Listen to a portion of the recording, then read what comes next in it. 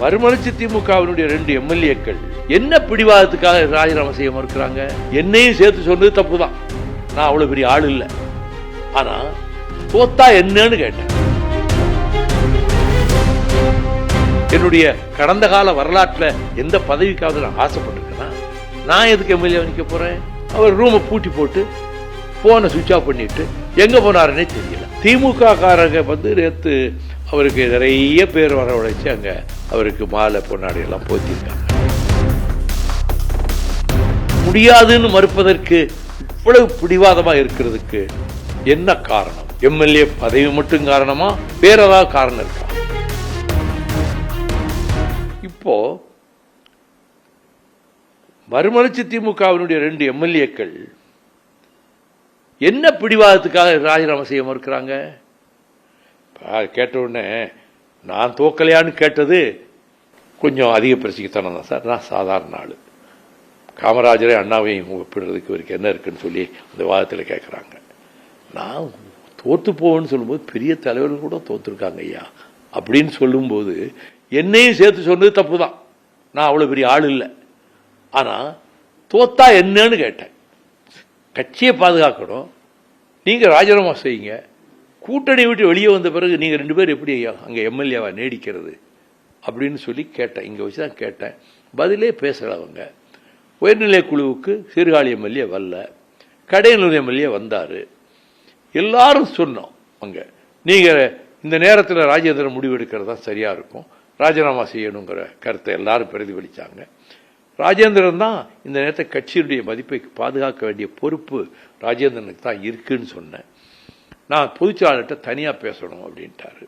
சரின்னு தனியாக போய் பேசணும். ஜெயிக்க முடியாதுனாச்சு. அப்படி நினைக்காதீங்க ஐயா. நம்ம தாவேக்கு ஆதரவு கூட வாங்கலாம், அவங்க நம்மளை ஆதரிக்கிறதுக்கு வாய்ப்பு இருக்கு. நான் தெருவா நானும் ஓட்டு கேட்குறேன். முஸ்லீம் லீக்கு தாவேக்கா கூட போயிடுச்சு. அதனால முஸ்லீம்கள் ஓட்டையும் திரும்ப பெற முடியும். அதனால உறுதியா தோத்து போகணும்னு நினைக்காதீங்க, ஜெயிக்கிறதுக்கும் வாய்ப்பு இருக்கு. இந்த முடிவு சட்டமன்ற உறுப்பினர்களை ராஜினாமா செய்யற முடிவு சிலாக்கியமா இருக்கும், அரசு கட்சிக்கு நல்லது அதுதான் அப்படின்னு சொன்னோம். நான் அதுல போட்டி போடணும்னோ நான் தான் சொன்னேன். தேடி வந்த மந்திரி கேபினட் மந்திரி வேண்டானவன் நான் போய் எம்எல்ஏக்கு நிற்க போறேன். அது வாதத்தில் இவரே எம்எல்ஏக்கு நிற்கிறதுக்காக திட்டமிட்டு செஞ்சிருக்கார் போல் இருக்குன்னு சொல்லலாம். யூகங்கள் யூகிக்கிறவங்க தினம் வாதங்களுக்கு வர்றாங்களே, அரசியலை கொஞ்சம் அலசி பார்க்க வேண்டாமா? என்னுடைய கடந்த கால வரலாற்றில் எந்த பதவிக்காவது நான் ஆசைப்பட்டிருக்கேன்னா, நான் எதுக்கு எம்எல்ஏ நிற்க போறேன் கேட்டோம். அவரு அதுக்கு இல்லை ஜெயிக்க முடியாதுன்னாச்சு அப்படின்னு சொன்னவர் எதிர்த்து போயிட்டாரு. அதுக்கு பிறகு அவர் தொடர்பு கொள்ளவே முடியலை. அவர் ரூமை பூட்டி போட்டு போனை சுவிட்ச் ஆஃப் பண்ணிட்டு எங்க போனாருன்னே தெரியல. உயர்நிலை குழுவுக்கும் பொதுக்குழுவுக்கும் முதல் நாள் நைட்டில் அவருக்கு ரொம்ப கூடவே இருக்கிற பையங்க நம்ம கட்சியில் இருக்க அவங்கள அனுப்பி வச்சார். இருந்தால் பார்த்து கூப்பிட்டு வாங்க அப்படின்ட்டு.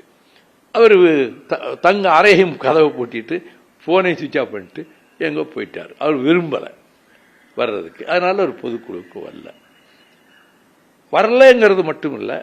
இப்போ திமுக காரங்க நேற்று அவருக்கு நிறைய பேர் வரவழைச்சு அங்க அவருக்கு மாலை பொன்னாடி எல்லாம் போத்திருக்காங்க தொகுதியில். அது சரி, அது அவங்க விருப்பம். அப்போ 45 வருஷமா கூட இருந்து அவரை ஒரு அமைச்சருக்கு உதவியாளராக்கி, அது பிறகு மாவட்ட செயலாளராக்கி, கட்சியினுடைய துணை பொதுச் செயலாளராக்கி அவருக்கு ஒரு முகவரியை தேடி கொடுத்தது மதிமுக தானே. அவரை யாருக்கு தெரியும்? இதுதான் கட்சி அவருக்கு உயர்ந்த இடத்துல தானே வச்சிருந்தது. நான் அவ்வளவு பாசமா அவர் குடும்பத்தில் ஒரு பிள்ளை மாதிரி தானே வச்சிருந்தேன். அவரு முடியாதுன்னு மறுப்பதற்கு இவ்வளவு பிடிவாதமா இருக்கிறதுக்கு என்ன காரணம்?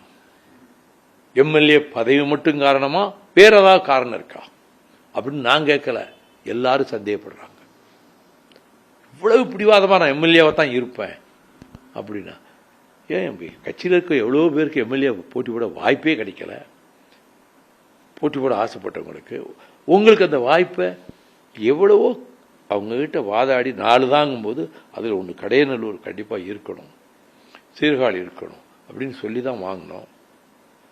இப்போ அவங்க வரல, அதை பற்றி நான் ஒன்றும் அவங்கள பற்றி குறை சொல்ல விரும்பலை.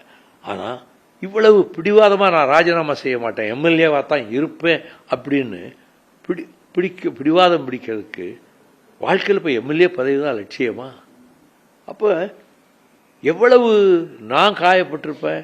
அதாவது திமுக தானே இவரை ராஜ்யசபாவுக்கு அனுப்பிச்சு. ஆமாம், நான் கலைஞருக்கு நன்றியோடு தான் இருந்தேன். திமுகவை வளர்க்குறதுக்கு ஒரு 29 வருஷம் படாத பாடுபட்டிருக்கிறேன். 10,000 15,000 ஊரில் கொடியேற்றி இருக்கிறேன். மணிக்கணக்கா ஒவ்வொரு நாளும் பேசிட்டு ராத்திரி எல்லாம் பிரயாணம் பண்ணி அடுத்த ஊரில் போய் பேசியிருக்கிறேன். திமுக திருச்சிக்கு தெற்க எல்லா இடங்களையும் தோத்தப்ப என்னுடைய தொகுதி ஒன்று மட்டும் தான் திமுக ஜெயிச்சது. காரணம், கலைஞரே சொன்னார், வைகோனுடைய முழு முயற்சி உழைப்பினால தான் இந்த ஒரு சங்கரங்கோயிலை திமுக ஜெயிக்க வச்சாருன்னு சொல்லி அவரே எல்லாத்தையும் பெருமைப்பட்டு சொன்னார். போய் திமுகவினுடைய மதிப்பையும் உயர்த்தி தமிழ்நாட்டினுடைய உரிமைகளையும் பேசி நான் பெருமையை தான் தேடி கொடுத்தேன். ஆக ராஜ்யசபா கொடுத்ததுக்கு நான் நன்றியோடு தான் நடந்திருக்கிறேன். திமுகவுக்கு தான் பாடுபட்டிருக்கிறேன், செய்திருக்கிறேன். ராஜ்யசபா இப்போ கொடுக்க வேண்டியதாக வருத்தமா? அதெல்லாம் ஒன்றும் கிடையாது. அனுப்பிய வரைக்கும் நன்றி. ஸ்டாலின் அவர்களும் எனக்கு ஒரு ராஜ்யசபா, திருச்சியில் ஒரு லோக்சபா 2 தான் அப்படின்னா அதையும் ஏற்றுக்கிட்டு அவங்க முதலமைச்சர் ஸ்டாலினையும் உயர்த்தி திமுக உயர்த்தி தான் என்னுடைய வாதங்கள் எல்லாம் பேசியிருக்கிறேன். என் கடமையை செஞ்சிருக்கிறேன்.